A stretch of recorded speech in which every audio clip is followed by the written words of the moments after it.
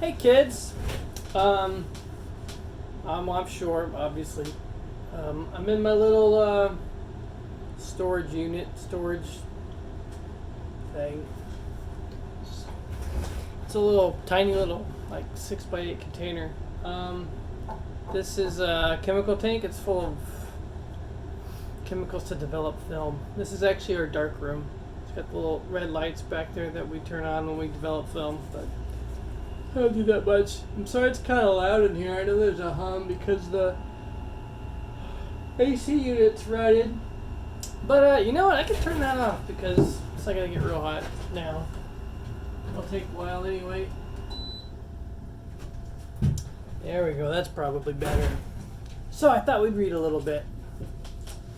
In which I find out what to do with hunters. That party had a moral ending. Don't feed wild animals. I picked up and counted my walnuts and hickory nuts.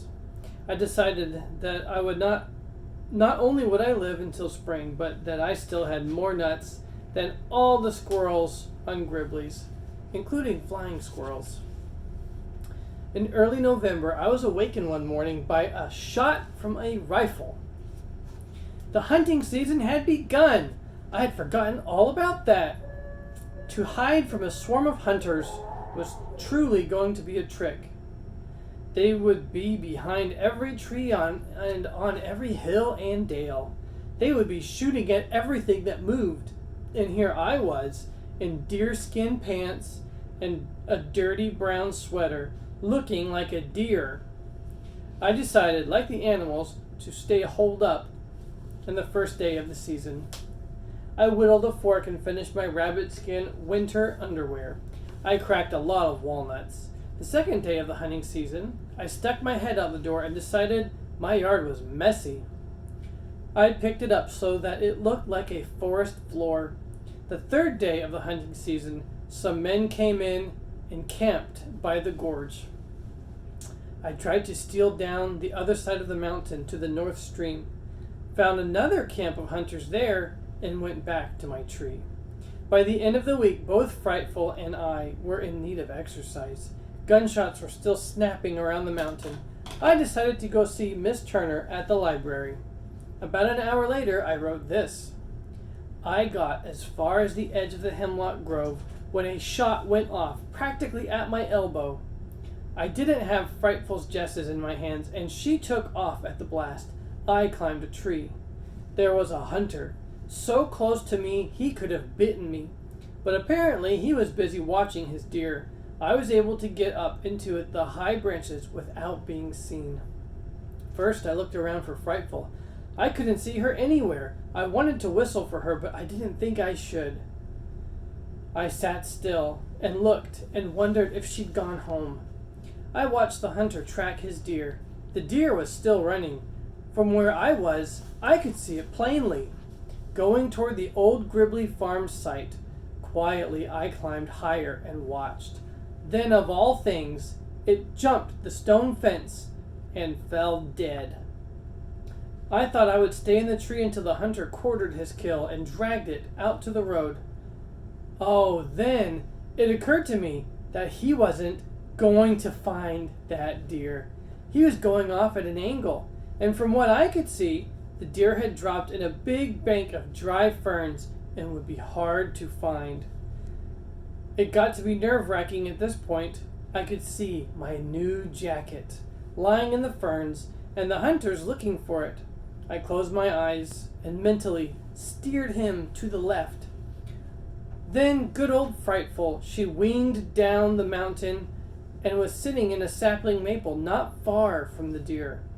She saw the man and screamed.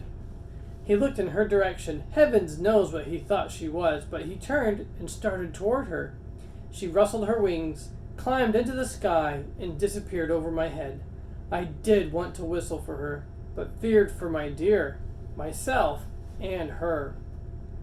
I hung in the tree and waited for about half an hour. Finally, the man gave up his hunt. His friends called, and he went off down the mountain. I went down the tree. In the dry ferns lay a nice young buck.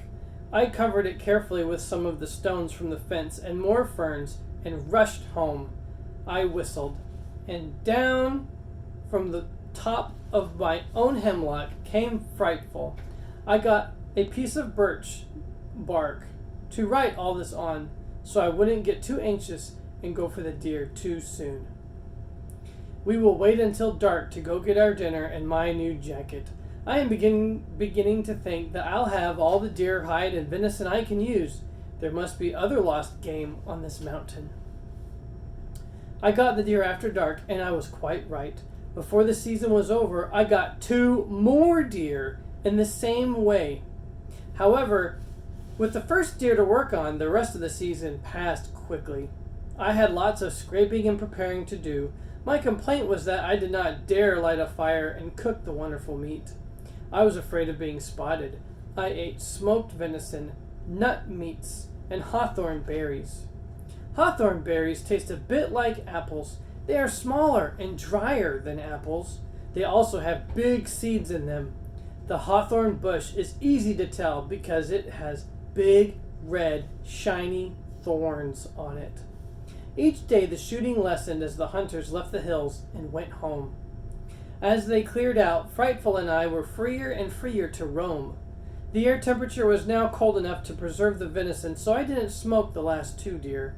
And about 2 weeks after I heard that first alarming shot, I cut off a beautiful steak, built a bright fire, and when the embers were glowing, I made myself a real dinner. I had soaked some dried puffballs in water, and when they were big and moist, I fried them with wild onions and skimpy old wild carrots, and stuffed myself until I felt kindly towards all men. I wrote this, November 26th. Hunters are excellent friends, if used correctly. Don't let them see you, but follow them closely. Preferably use the tops of trees for this purpose, for hunters don't look up. They look down, and to the right and left, and straight ahead.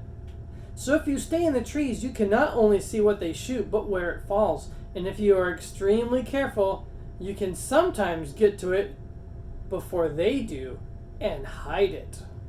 That's how I got my 3rd deer.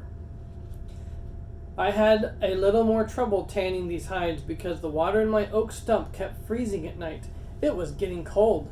I began wearing my rabbit fur underwear most of the morning. It was still too warm at noon to keep it on, but it felt good at night. I slept in it until I got my blanket made. I did not scrape the deer hair off my blanket. I liked it on. Because I had grown, one deer skin wouldn't cover me.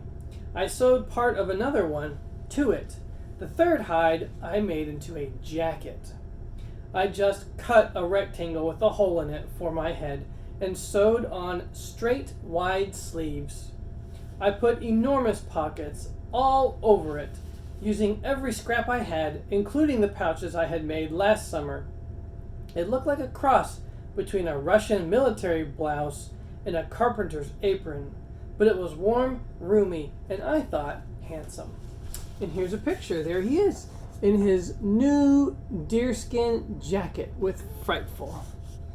Doesn't that look nice? He made that all by himself. Good job.